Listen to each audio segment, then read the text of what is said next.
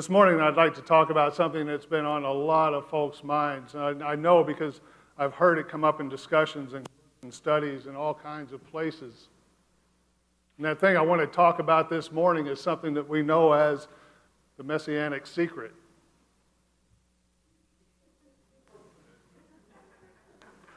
Because I'm not talking about that other stuff. You're crazy. No, the Messianic secret is that secret that Jesus often tells the disciples to keep after he has performed some miracle or he's done something that is very revealing, as he did in this text this morning. He tells them, don't tell anyone who I am. That's the Messianic secret. And so I want to talk about that, but to get there, I'm going to have to go all the way around the barn. I mean, like all the way around the barn. Because I think it's important for us to take that journey in order to get at what that Messianic secret might be about. Now this week, this month, for some of us, many years have been filled with a lot of stress. And especially in this past week. Yeah, I told you I wasn't going to talk about it, but you know I am. Because this is where the people of God are. Am I not right? But especially in this last week, in these last few days, there has been a tremendous amount of stress placed on all of us, especially those of us who are deeply concerned about who sits in that chair in the Oval Office. Because the one who sits in that chair has tremendous power to guide the government in direction, to choose how we're going to approach things like health care or taxes or individual rights and freedoms or law enforcement or national defense. That chair carries tremendous power, indeed, the power to shape the policies that are very important to all of us. So we take our role in deciding who sits in that seat very, very seriously. We try to figure out who is the one, who's the best choice of the choices that we have to go and sit in that chair and make these decisions. So we listen to the news, a lot of help that is, and we listen to the debates, a lot of help those are, and we listen to the pundits, and I don't know where they're coming from, but we listen to everything we can listen to, and we try to understand, and depending on what you want to believe, you can hear it.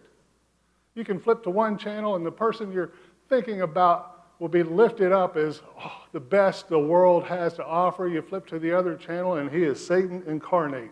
You don't know what to believe. Who is right? Who is wrong? Who knows? This is a tremendous amount of stress on a lot of us. And a buddy of mine shared something with me that really sums it up. He says, I get it. You hated him 4 years ago, and you still hate him now. I've seen a whole lot of hate thrown his way, but this guy is a consistent winner and an overachiever. And that's what the people who support him love about him. Yes, there have been some scandals. Yes, there have been some lies. And maybe a few times he's twisted the truth to make himself look better. He's out there every single day proving himself. Those haters are wrong time after time. Call it jealousy, call it envy. But some people just can't handle how successful he is and how much money he has. They could even be jealous that he's got a beautiful foreign model as a wife. You may not have wanted him in this role, but he's there now, and there's nothing you and I can do about it. And I know it's possibly going to get worse over the next several days, but like it or not, Tom Brady is turning things around in Tampa Bay.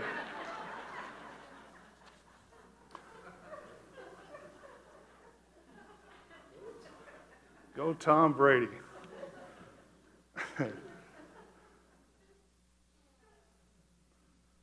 Oh, the days when sports were so important. Yes, indeed.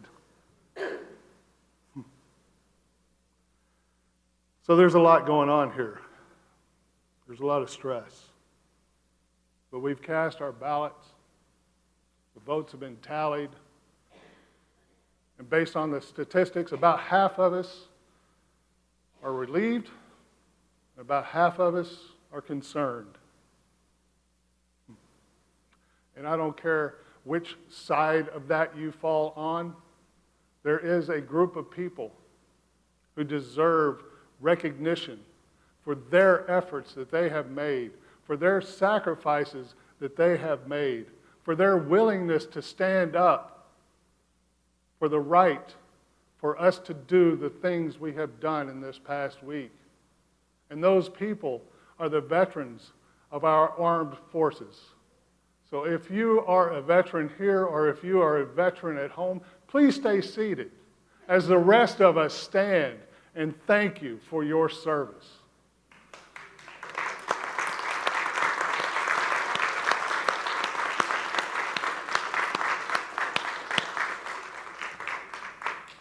Thank you. Please be seated.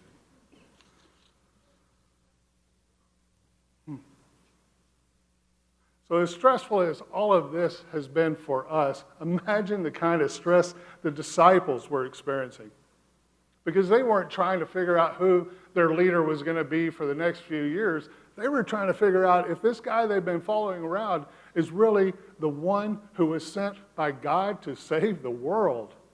That's some stress. 4 years is nothing compared with eternity. And they had heard the rumors. Some said that he was John the Baptist. Others said he was Elijah. And still some others said that he was probably Jeremiah or one of the other prophets. But these disciples had seen a lot more than that. They had been with him as he taught that great Sermon on the Mount, how he revealed God to God's people in his words. They had been with him as he healed the sick, as he cured the lame, as he cast out demons. They had seen tremendous power in this man. And they watched as he fed the multitudes. So when Jesus asked that question, "Who do you say I am?" And Peter replies, "You are the Messiah, the Son of the living God." You might think that Peter had it all figured out. He had heard enough and seen enough to cast his vote. Not so much. Scripture tells us that Peter's confession actually required a bit of divine intervention. Because it wasn't that Peter was stupid. He just didn't have all the facts yet. He had yet to witness the crucifixion and the resurrection of Jesus Christ. So he really didn't know what he was talking about. But by being so near to Christ, he in fact had drawn near to God. And through that relationship, God revealed to Peter who this person was, that indeed Jesus is the Messiah, the Son of the living God. And a lot of folks, when we read this bit of text, that's what we focus in on, the fact that Peter finally confesses that Jesus is the Messiah, the Son of the living God. But there's something really amazing happening in this text. See, Peter is finally able to see that Jesus is the Son of the living God, the one sent by God to rescue the world. And because Jesus is the Messiah, he is so close to God that he actually participates in the very nature of God. The same God who summons the winds and scatters the light in the sky. The one who breathes life into all of creation. The one who knows when the sparrow falls. The one who is counting the hairs on your head was standing right there in the flesh with Peter. Now, if I was Peter, I'd be thinking, wow, this guy has the power. This guy is going to be an amazing king. This guy is going to bring peace and prosperity to God's people. This guy is going to reign with righteousness and justice. This guy is going to be the King of Kings. And of course, Peter wasn't wrong. He just yet did not fully understand what was going on. His hope was in the right place, but he had the wrong hopes. So as transformative as Peter's confession is, what Jesus does next is even more amazing. And it all has to do with power. Now, power is one of those words that we often think of in the negative because it carries a lot of baggage. Because when we think of power, we think of power over. We think of, I have power over you. Or on the other side, I am powerless to do anything. Several weeks ago, a friend of mine recommended I listen to a podcast by Dr. Brene Brown. And I listened to it. And what she has to say about power makes a lot of sense. And she begins with this definition. Could you put that up there for me?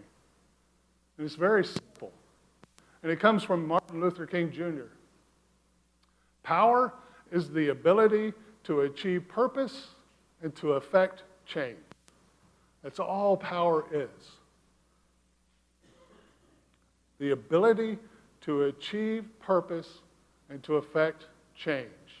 If I have power, I can do something. If I have no power, I can do nothing. Take, for instance, let's see that picture. Take, for instance, a baby. I haven't met her yet, but I understand that's my granddaughter, Eliza Kimber, who was born on Election Day of all days. And that's my son, Andrew.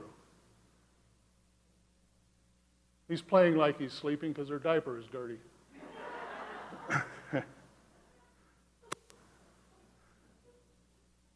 So this baby, Eliza, has very, very little power.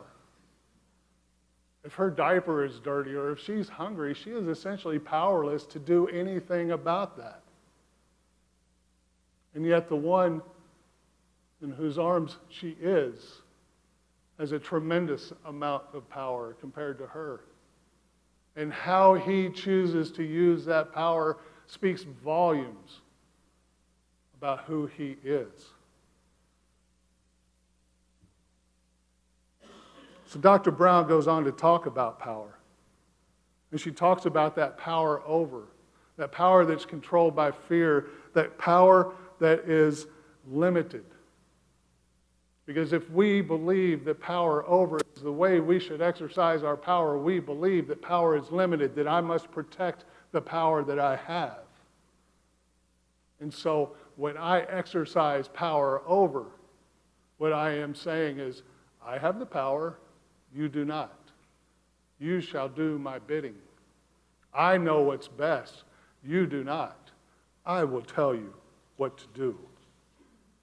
But there's another way to look at power. Dr. Brown refers to them as power with, and power to, and power within. And when we think about power in these ways, we understand that power is limitless. That when I have power and we are together, I share that power with you.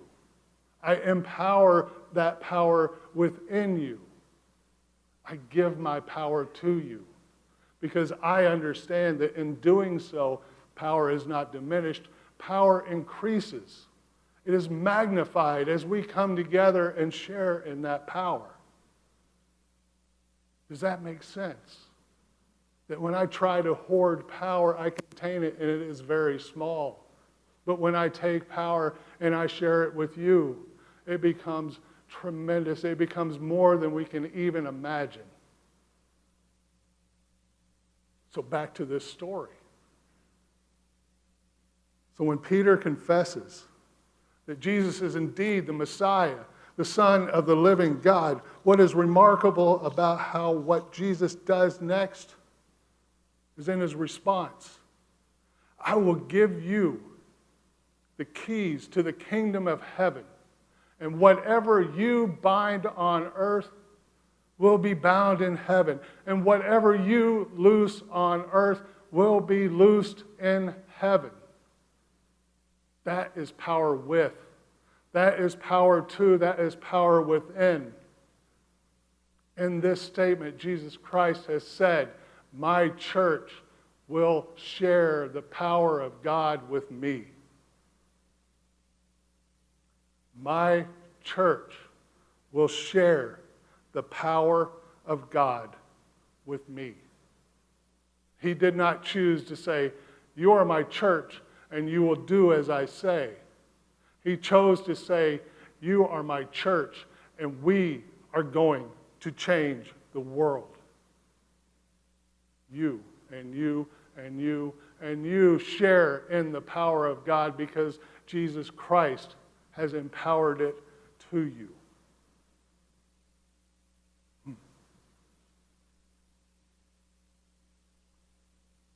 think we're going to sit with that for a minute. Because I think that's a very important thing for us to understand how tremendous this news is. That you have the power of the living God instilled within you through Christ's church.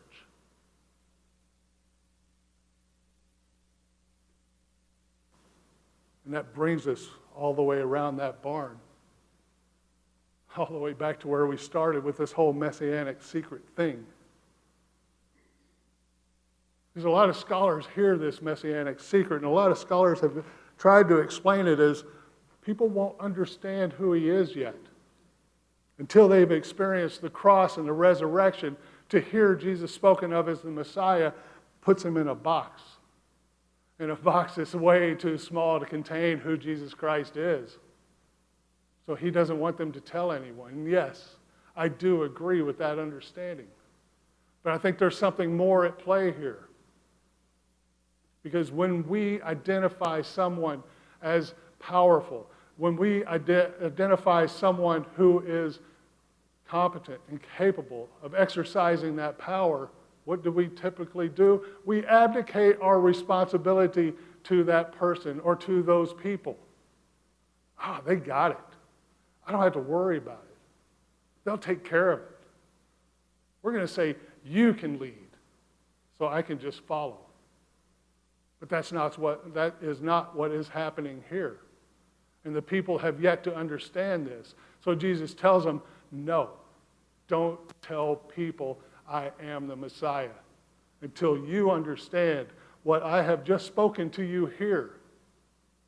That I have given you the keys to the kingdom. That I have given you power and authority to bind or to loose on earth, and it will be done in heaven as well. Until you understand that, don't tell anyone who I am, because they'll just say, Jesus will take care of it. We don't have to do anything.